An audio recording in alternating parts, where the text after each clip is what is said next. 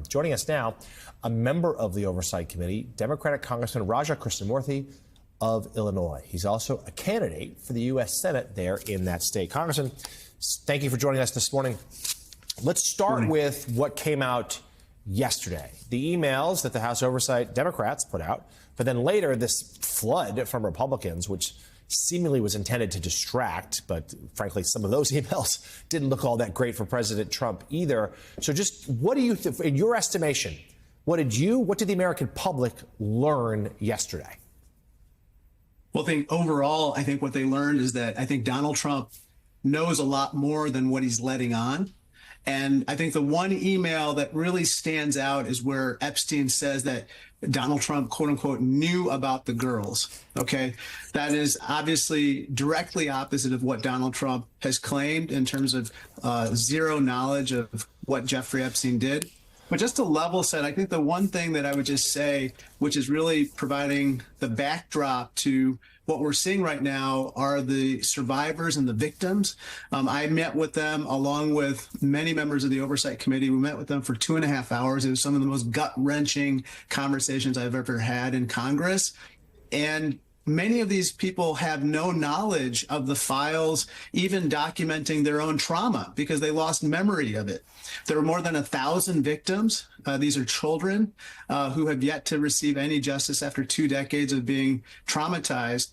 And so for their sake, but also to prevent this from ever happening again, we got to get to the bottom of what happened and get those files. So, Congressman, that was my next question is, obviously, you don't know particulars. We haven't seen them yet. But what is, even in broad strokes, your understanding of what still is out there? What is the material that could be released were the House and Senate to vote for it? I think there's a lot. Obviously, there's photographs, there's documents about financial transactions. I think that particular category itself is a tremendous trove of information that we need to get access to. Ron Wyden, the senator from Oregon, and financial institutions confirmed that there were more than $1 billion in transactions associated with this child sex trafficking ring. So knowing who paid whom and following the money will be very important for really getting to the bottom of what happened. And Congressman, I'm wondering if you can pull at a thread for me here that I've been thinking a lot about when covering this story this week, especially on the heels of a shutdown when our growing income inequality has been in such stark relief.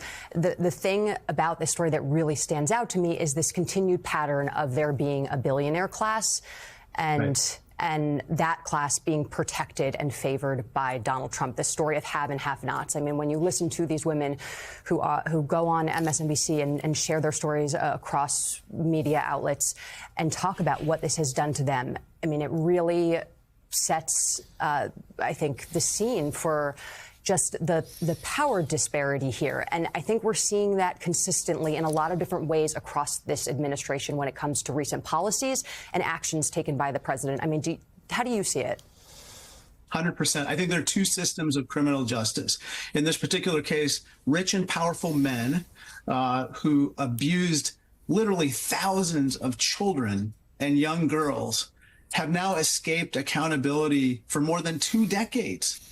Whereas other people are routinely, prosecuted and sentenced per our laws and rules and regulations. And so there are two justice systems. George Santos gets a pardon, whereas other people, languish in our prisons and don't necessarily get the same measure of leniency that someone like he does. So we are in that kind of system of unfairness right now. Democratic Congressman Raja Krishnamoorthi of Illinois. Congressman, thank you for joining us this morning. Thank you.